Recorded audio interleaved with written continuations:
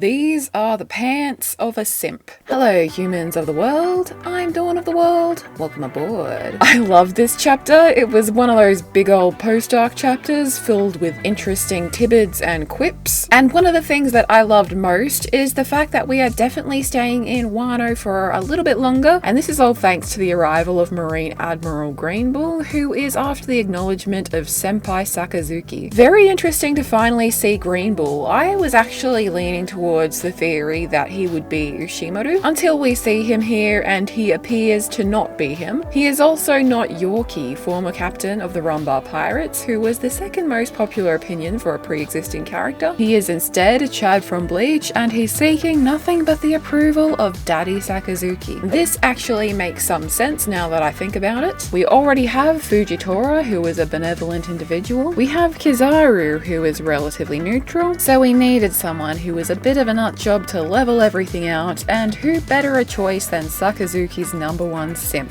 Like, look, he even has these fanboy pants that match Sakazuki's tattoo. Or maybe these pants are based more after Greenbull's very own green ability, but as Jake Peralta once said, stuff can be two things. Greenbull seems to have some kind of plant-based ability, which I know was a popular theory, so nice catch to all of you who came to that conclusion. This also raises a number of questions for me regarding the fruit itself. I don't believe we've seen a plant-based fruit at all during the canonical part of the series. There was a weird guy in Film Z who could do something with plants, but that isn't canon. I also remember the 6th movie had plants, but I don't remember a lot about that movie aside from it being filled with flowers and nightmares. The fact of the matter is that Greenbull seems to be the first character in the canon part of the series who is capable of generating and manipulating plant life. What type of fruit is this? Like, since plants are considered to be organic living things, could this be some kind of zoan? On a basic level, or as basic a level as this can be, is this like the plant fruit, in which the user can function as a plant? Greenbull earlier mentioned that he hadn't eaten in 3 years, one of the points that people who come to the conclusion of him being a plant man often use to support their theory, as this would suggest he was using photosynthesis as a plant would. And in this case, the user can not only function as a plant, but also create plants, like a plant bender? Or is this more of a complex fruit? It could be a human fruit model forest god. And while I think him having some kind of forest god fruit could be a possibility, I also want to take this as a opportunity to say that we're currently in a part of the series where we might need to be a bit mindful. Post Nika reveal, it's going to be pretty easy to scrutinize any fruit and say, what if this is actually the human fruit model PP Poo Man? And clearly special human type fruits are going to be the rarest of the rare. Like, everybody is not going to have one of those. Having said that though, if Onimaru, Sengoku and Luffy are now all out there with their established human type fruits, rare as that type may be, these are not going to be the only ones. And if Oda is going to start introducing other instances of this rare type of fruit, from this point in the story forward is going to be the time for that. So the more I think about it, the more I'm starting to lean towards Greenbull actually having one of these special human type fruits. Like, the more I talk and I don't shut up, I'm literally talking myself into thinking that he has one. But the possibilities of him having some kind of funky Legia or Paramecia are still on the table as well. I'm interested in hearing what all of you think about this. Also, with how crazy busy I am right now with the final months of my course, I haven't actually had the chance to sit back and watch any other One Piece YouTubers' thoughts on this topic just yet. So if any of you have heard any that you've liked so far, please fill me in on the hot goss. With all this talk on devil fruits becoming more evolved and complex, it seems like we're entering a stage in the series where it would feel natural and beneficial to meet a character who has done some in-depth study on devil fruits, what they are and how they function. So I feel like we could be getting a Vegapunk reveal quite soon, possibly still in Wano, but maybe in Elbaf, since everybody and their dad is going to be in Elbaf. But pretty much every prediction as to where we would meet Vegapunk so far has been wrong, since in true introverted scientist fashion, that man is an elusive one. I'm also wondering how strong Greenbull is as an individual, especially given how he states that at his rank he'd lose face if commanders such as King and Queen, which are Yonko commanders mind you, were to get the better of him. Worth noting is that the two of them were already not at the top of their game upon Greenbull's attack, and they were likely in sea stone shackles. If they were at their normal power, there'd likely be a lot more of a scuffle at hand. Was Greenbull just saying this because he was talking himself up out of arrogance? Or is he as an individual just that much more powerful powerful than a set of Yonko commanders. I'm really not into power scaling, but when such a statement is being made in regards to characters who have proven themselves to be like forces of nature in terms of strength, it gets me asking questions. I also feel like, especially over the course of Wano and the raid, especially since we're at the Yonko level of the game, people have started kind of sleeping on the Marine ranks and are kind of underestimating the level of the Admirals. Not to mention that while they are all crazy strong, strength level can vary from Admiral to Admiral. This is why I don't like power scaling. You cannot talk about a character's strength without it sounding like you're power scaling. Also, can I just say I love how this new antagonist has arrived. He's kind of doing the opposite of leaving a trail of destruction and desolation in his wake. One thing that has always annoyed me in kids' movies is when the bad guy wants to destroy all the vegetation and all the flowers and all the forests for no apparent reason. They just want it to be ugly. There was this one movie like 10 years ago, I forget what it was. Like this girl shrunk down and joined the forest pixies, and the bad guy's entire motive was to destroy the forest. A forest that he himself lived in. Like,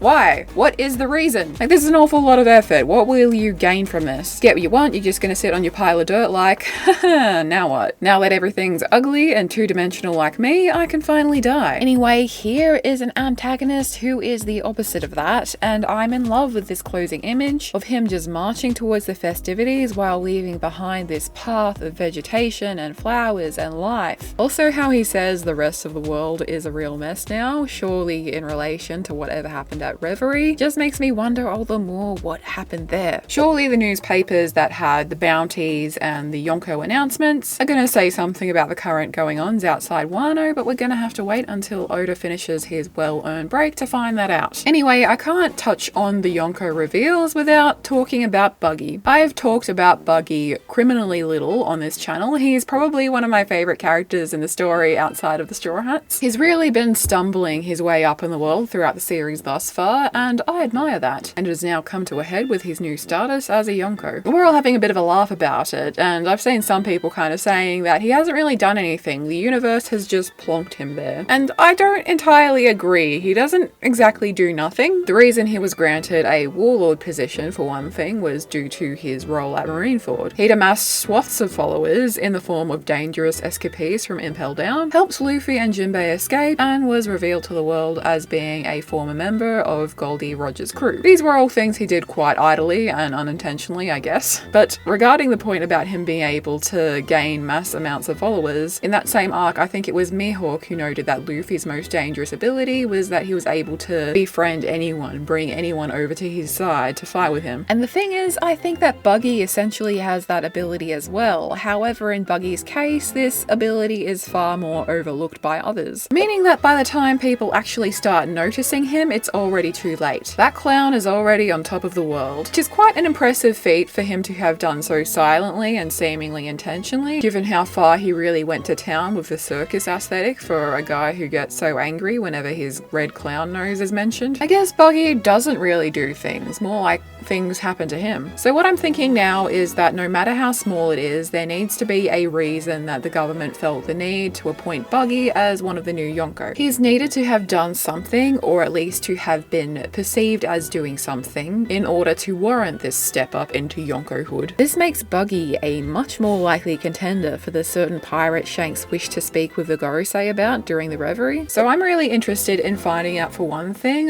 what Buggy did or was perceived to have done to have warranted him taking Big Mom or Kaido's place as an emperor, and or what information Shanks told the Gorosei about him, in the case that Shanks was talking about Buggy back there. Also in this case, why did Shanks feel compelled to share this particular information at this particular moment? Shanks and Buggy are sworn brothers in a sense, and I don't feel as though Shanks would dog Buggy in, unless he maybe wanted Buggy to join him at the top of the world because he knew that Buggy was capable of it. We don't know a whole lot about Shanks, and we don't know a whole lot about Buggy, but I feel like this could be a good discussion for over the break. Also, what is Buggy's bounty right now? The last bounty I think he had was 15 million, after which he was captured, taken to Impel Down, escaped, became a warlord in which any bounty was redundant and excused. Then the warlord system was dissolved, in which case he and all of his crew's bounties would reactivate, and now he's a Yonko. And his current bounty is probably a little bit higher than 15 million. Also, I'd like to take a moment to appreciate how Alvida, the first person that Luffy clashed with out on the East Blue, is now a Yonko commander, as is Galdino, aka Mr. 3. I'd love to see Crocodile's reaction to this. Being a commander of a Yonko crew, it's pretty likely that Galdino could have a higher bounty than him right now. Anyway, interesting as I found the whole Kozuki Sukiyaki reveal, as well as the Pluton reveal, I'm gonna leave that there for now and maybe discuss that more in depth later on. As always, let me know your thoughts. I'm Dawn of the World, and I will see you next time. Later, guys.